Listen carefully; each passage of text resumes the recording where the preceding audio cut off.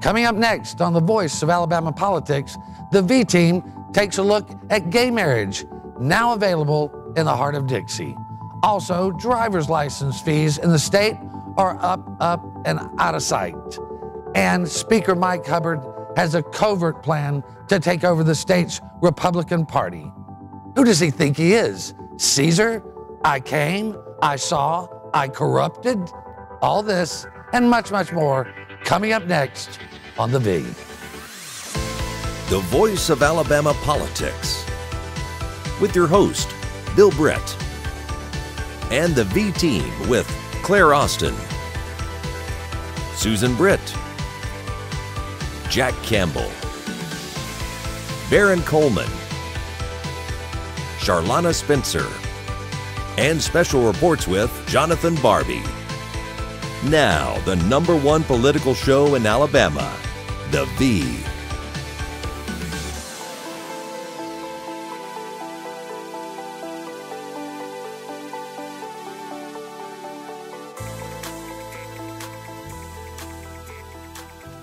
Welcome to The Voice of Alabama Politics, where we tackle the tough issues so you have the hard facts. I'm your host, Bill Britt, and as always, I'm joined by the V-Team. Good morning. Good morning, all. Welcome all. This past week was an occasion for celebration for many in Alabama. For others, it was a week of consternation and disbelief.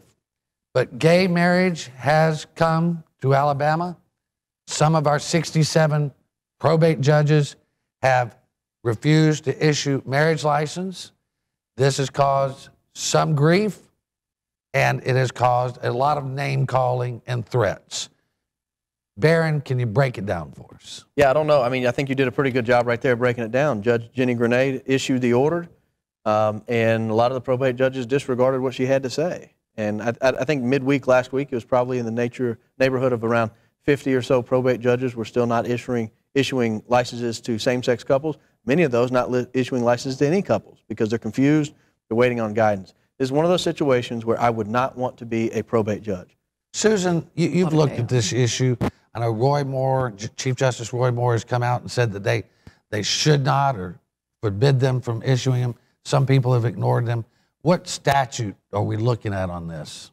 What we're looking at is probate judges. Roy Moore said a couple of weeks ago they're not required. Well, what the law actually says is they may issue licenses. A probate judge is not required to issue a marriage license to same-sex or, opposite-sex couples.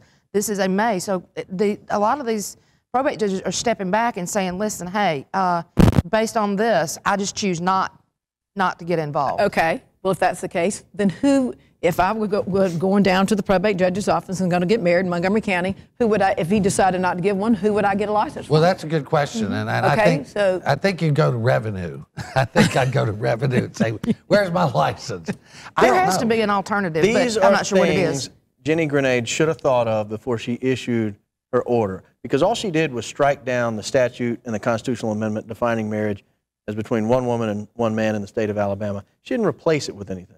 She gave no guidance on the issue. It appeared very half-cocked. It was a very immature issue. The Supreme Court is going to hear this thing in the next 4 months anyway, or issue an order, an opinion in the next 4 months anyway. What on earth is she trying to accomplish? There's some speculation as to why she did it. I don't know why she did it, but it was not done very effectively. It's created a real embarrassment for the state of Alabama in the way that it was administered after the order came out. Well, it has been very confusing. That's one of the things that the Attorney General Luther Strange said. He asked the Supreme Court for a stay to avoid this confusion. The Supreme Court came back in a 7-2 ruling, refusing to stay. Now, Justice Clarence Thomas, he dissented on that, didn't he, So Claire? did Scalia did as well. But that was a pretty strong mandate. And like you said, it's just created chaos and confusion in these courthouses with these probate judges all across the state this week. Well, do we have any? There haven't been, maybe 100 or so couples have taken advantage of this. It's too bad we couldn't have gotten a more orderly issue. But like I said, it was a happy time for some. For others, it has just been a miserable time. And Justice Thomas's dissent, he made a very interesting statement. He said, this is once again the Supreme Court taking a cavalier attitude towards the state. I mean, that speaks to a lot of Alabamians, doesn't it? Well, I'll say this, and just go back to the mechanics. I don't want to bore people with getting too in the weeds of law. But when the Supreme Court has an order or an opinion that's sitting out there, a lower court federal judge just can't disregard it. They're compelled, they're bound by their oath to follow the Supreme Court's order. The Supreme Court's opinion in 1972 came along and said, you can't, it's not a federal question whether or not marriage is between one man and one woman or same-sex or otherwise. That's not a federal question. And so Jenny Grenade disregarded the Supreme Court. She violated her oath by issuing this order. What she should have done is kicked it up the line to the appellate courts and let the 11th Circuit take a crack at it. They let the Supreme Court take a crack at it. The Supreme Court is who overrules the Supreme Court, not Southern District federal judges. Well, it's happened.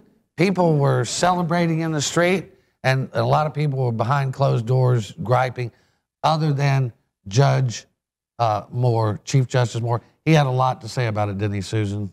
He did. He's, of course, very disappointed. Justice Moore is a man who holds his faith very close to his chest, and he came out and said a lot of things this week that may become troublesome. Well, people want to make him trouble, but I think the Southern Poverty Law Center and the Moral Law Center both are probably beneficiaries of a lot of big checks this past week, didn't you think? That's right. But I think in the end, as we've kind of all batted this subject around, is the United States Supreme Court hopefully will rule on this sometime in late summer of 2015, and that'll put an end to it. I think Thomas, though, sort of said, hey, this ruling may give you a glimpse as to what we're going to see. It certainly seems so. I agree. Well, you know, Governor Bentley has come out and said, he backed away a little bit and said, look, I object, but let's don't give the state a black eye like we had in the 60s. Robert Bentley has come out and made a stand, but he hasn't gone overboard. No, Susan? He really hasn't. You know, the strongest statement he said in this last week was that he didn't want to be perceived as Wallace, as standing basically in the door, blocking this until we hear something from the Supreme Court. The point I would make, Governor Robert Bentley is a statesman. He's a true statesman and a man, and he respects the rule of the law. And when the Supreme Court makes the decisions, he's going to follow and uphold those. Well, I guess, you know, and that seems to be what most have done. But if you haven't done that, if you railed against it a little bit, you've been called a bigot. Well, and that's the thing is, if you go and you say, look, she didn't have the authority to do what she did, talking about Judge Grenade, right. if you take that position, that it was premature, she didn't have the authority to do it, a federal district judge's opinions aren't binding on Alabama law that way, that's a Supreme Court issue, and she doesn't have the authority to reverse the Supreme Court of the United States anyway, whose last declaration on the matter is it's not a federal question. If you take that position, which is a very reasoned, legal, logical position, you're called a bigot. You know, that's no way to have a debate. The thing that's bothered me, I guess, the most is that the first sacrificial lamb of this whole debate has been debate and the freedom to speak one's mind. And that worries me. I mean, you know, we've seen cartoon after cartoon with Chief Justice Moore standing in the door. He's been pillared for his beliefs. And we don't know that he's wrong on the law. He may be wrong in the eyes of folks who see this as a cultural or moral thing. But Southern Poverty Law Center's on the other side. Like I said, Claire, probably a lot of checks rolling in, huh? Well, I think this is an issue we can debate and talk about between now and June, and then when the U.S. Supreme Court makes the decision, that's the law of the land. I mean, I think the law of the land is going to be that gay marriage is legal, and I think that's where our culture is. Well, I was just going to say, go ahead. There was no reason for her to jump the gun by 4 months. That's right. Well, there could be a reason, we just don't know what it is. Well, we do, but We're going to have to hold it right there. You're watching The V, the voice of Alabama politics. We'll be right back with more news and analysis. Thank you for watching.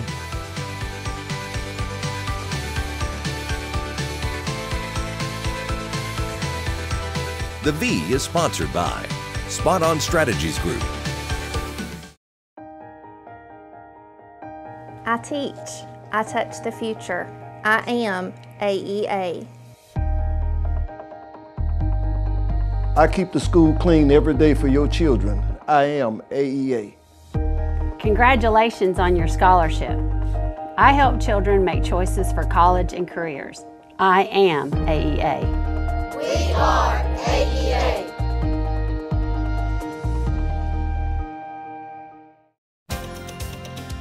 Welcome to Alabama's newest entertainment destination, Wind Creek, Wetumpka. The perfect escape for date night, a getaway with your friends, or a relaxing poolside cocktail.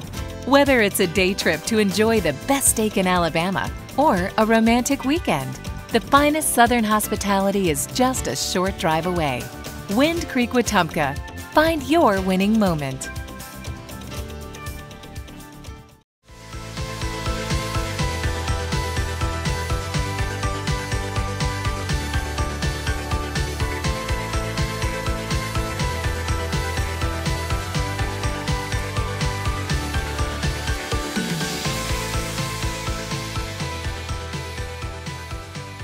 Welcome back to the voice of Alabama politics, and we're joined this morning by Jack Campbell. Thank you, Bill.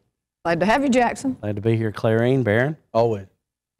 One of the things that I have found curious over the last week having to do with gay marriage is Governor Bentley, Luther Strange, and especially Chief Justice Roy Moore have spoken out in favor of what one might call traditional family values.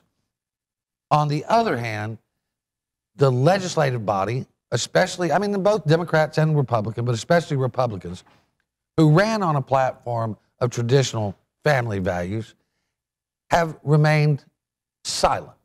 Are they silent, Barron, because they have a new idea of what a family value is, or are they just afraid to say anything at all because they might be called a bigot or something? Well, I don't know why they're silent, but you got to contrast it with the way that the Republican leadership in the House and Senate speaks out whenever a federal court acts on gun rights, immigration, abortion. They always come out, they have a gusto, bravado, we're going to fix this, you know, shame on that federal court. And I really expected to see the same thing when Judge Jenny Grenay ruled on gay marriage, and it was total, utter silence. The silence was so deafening, people began to wonder what in the world's going on. Well, you know, I think that, you know, like I said, what the Chief Justice, the Governor, and Attorney General, they're doing what they think is the majority of the citizens of the state of Alabama, their support, is that same-sex marriage is what I would call it, or alternative lives. You know, I think we'll see it in our lifetime. I think when you're looking at the legislative body, there's probably a lot of people in the process that have alternative lives and maybe, you know, work in this environment. Maybe they don't want to step on their toes. They're trying to be more congenial to something like that. Well, it just seemed odd to me, you know, you normally hear something from Kay Ivey, you normally hear something from Dale Marsh, you certainly always hear something from Mike Hubbard. Mike Hubbard mentioned it, then right after that, he took it down. Jack, I'm not saying it's a bad thing or a good thing, it's just the silence is curious as a group that's always jumping on the bandwagon. While I might be surprised by it, as a gay Republican myself, I'm happy that they're not saying anything. Let's let the court decide. We're going to be bound by what the federal court does.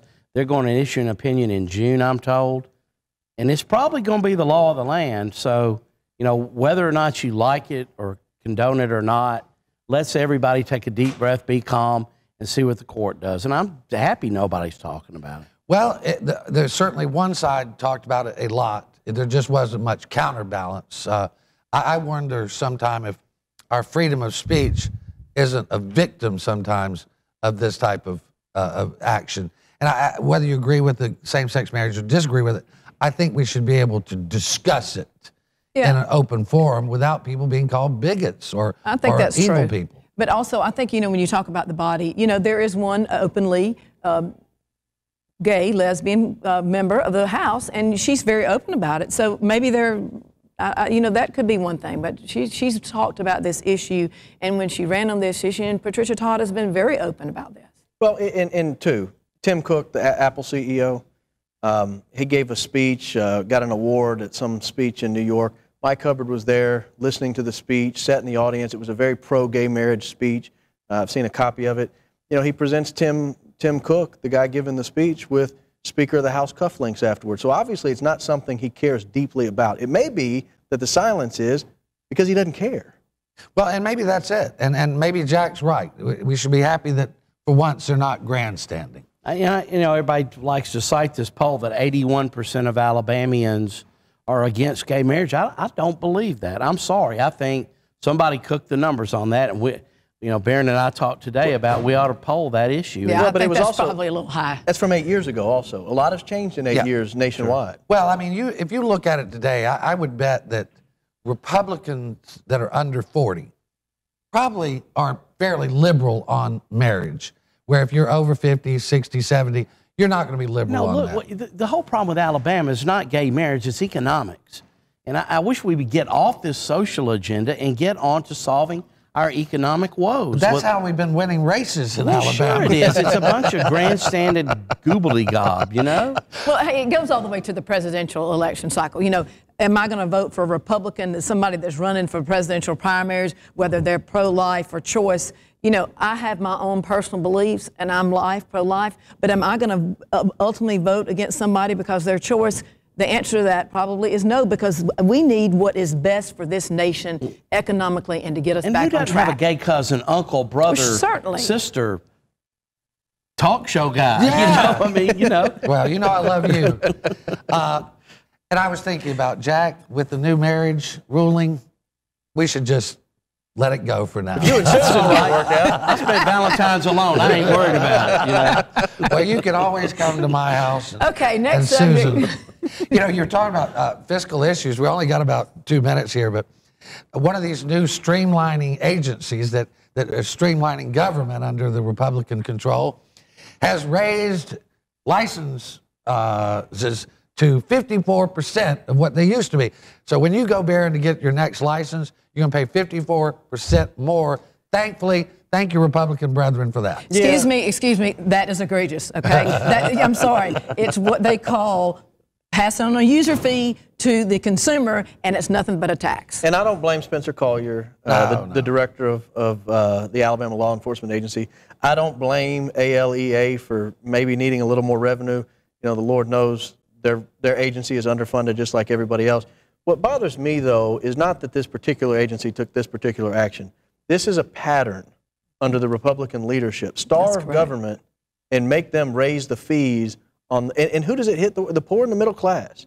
You know, rich guy goes in, pays $9 more for his license. Who cares? I mean, you know, most people could care less.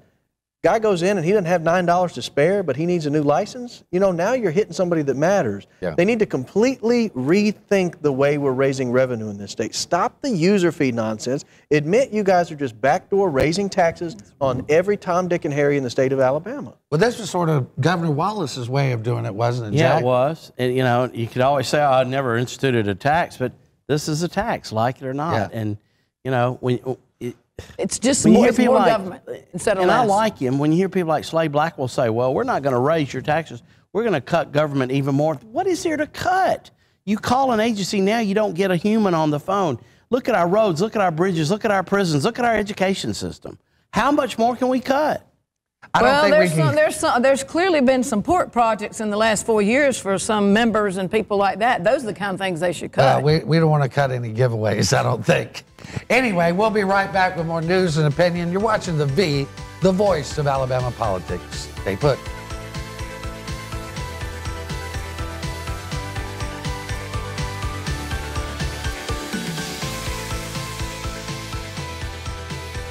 The V is sponsored by MediaWorks Communications, quality video production and marketing services.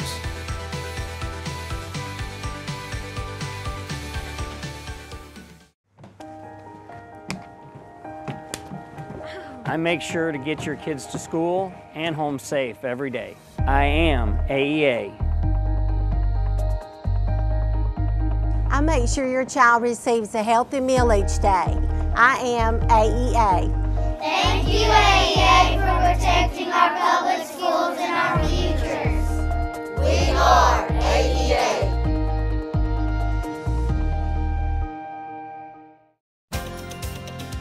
Welcome to Alabama's newest entertainment destination, Wind Creek, Wetumpka, the perfect escape for date night, a getaway with your friends, or a relaxing poolside cocktail.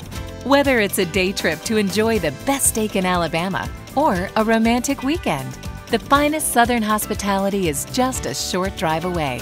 Wind Creek, Wetumpka. Find your winning moment.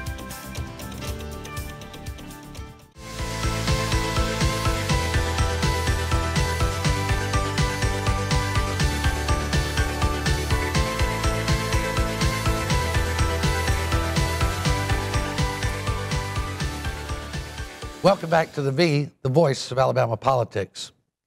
Over the last year or so, Mike Hubbard has spent around $300,000 out of his campaign account for his legal fees. Now, under an opinion issued by then Attorney General Bill Pryor, Hubbard says he has the right to use this campaign cash. But it appears to me, Barron, if you read what he wrote, I don't think Hubbard has the right to do that. Have you read that statute? Well, opinion? It's not a statute. It's an opinion. And to clarify for folks watching at home, an Attorney General's opinion does not carry the force of law. Right. Okay? It is an opinion on what the law probably is, and you can act in good faith accordingly. You have a good faith argument for why you did what you did.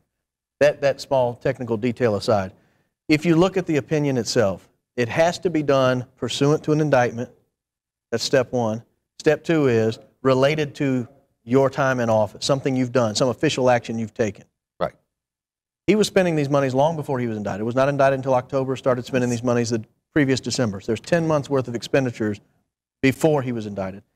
The second thing, pursuant to his duties in office, is raising money for Craftmaster printers part of your duty in office? Is getting private lobbying or consulting contracts part of your duty in office?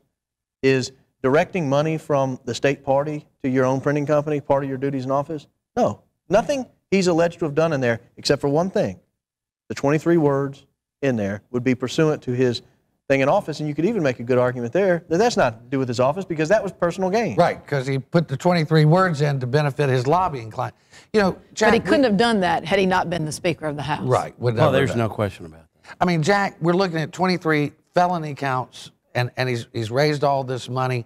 I mean, this would just be another count, but it should be corrected so that future people cannot use their money like this. I mean, I agree, and I don't know, and I'm not a tax guy, but are there not tax implications to when Jimmy Rain gives you $100,000 or Billy Canary from the Business Council of Alabama gives you $100,000 for your legal defense? Is that not taxable income? It is. Now, maybe he's paying taxes on it. I don't know, well, but that's a big question. It looks to me like this is another occasion where he's using his position for personal gain. If I'm a small employer with 15, and like I said last week, I used to be a member of BCA, and I don't like the direction that they took. If I'm a member of BCA and my president, Billy Canary, is doling out $100,000 in our dues money or our political action money for a guy's legal defense, I'm going to call for your head. Well, it just seems to me that none of these 23 actions have anything to do with his office, and therefore this money cannot be used. The other thing it says, it has to be excess campaign funds, and how is that proven? Well, one point that I don't think we've brought up here is that, you know, he has been indicted. He should have set up a legal defense fund instead of using his campaign monies, because when this has happened and people have gone to trial in the past, they set up legal defense funds. I remember Harry Ann Smith had a separate fund when she was indicted in the bingo deal. Quentin Ross, from too? years. They set up legal defense funds. Well, we hear he's got a legal defense fund, but it's much easier to raise campaign money. When you're a speaker, you can pick up the phone and call whoever you want, and they're going to send you a check. And they don't scary. And they don't even report it. See, the thing about the legal defense fund, it just goes in there. But the difference is the speaker couldn't be calling and asking for the money himself. Somebody else that's in charge of the legal defense fund would have to do that. When you're Speaker of the House, it's easier to pick up the phone yourself. Barron, did you have something you wanted to add to that? It passed. Okay. The other thing is coming up, the election of a new chairman and new people to run the Alabama Republican Party here. That election's coming up. We hear that Mike Hubbard and former Governor Bob Riley have been making calls on folks' behalf. Have you been hearing that, Jack? I talked to a person who received a call from Governor Riley trying to twist his arm to vote for Mary Sue McClurkin. I don't really have a dog in that race, in that fight, but I can tell you one thing. We've got to have some new leadership because it has been totally devoid under Bill Armistead. He has no backbone, no courage, and quite frankly, I think he's shady. Well, some of us are kind of concerned that if the Hubbard-Riley faction takes back over the party, then it's just going to be them, one more, that small group making money, controlling everything. Isn't that a concern, Claire? It is. I mean, I've served on the state executive committee for several terms now. And to me, it's a little shocking as a former governor. You would think after having been out almost 5 years would ride off in his white horse in the middle of the night and go be a statesman. That's not the case. I do think it is a little bit strong-handed for him to be calling members, asking them for their votes. And I have received phone calls and members have told me that as well. But, you know, it almost might be a kiss of death because the last 3 people that have been endorsed by Bob Riley and Mike Hubbard have lost the chairmanship races. So I think that might be a coup to Miss Terry Latham. I'm not sure. Well, Barron, I mean, there are people who voted for Bill Armistead because they did not want a Hubbard candidate to be in there. I could not agree with you that more was just on the lesser of the 2 evils, the way people didn't want them to be in charge. He's right. I couldn't agree more with what you said. If Bob Riley is making phone calls for Mary Sue McClurkin, I cannot emphasize this enough. Anyone who goes in there and votes for Mary Sue McClurkin is voting for crooked Republican leadership. I cannot stress that enough.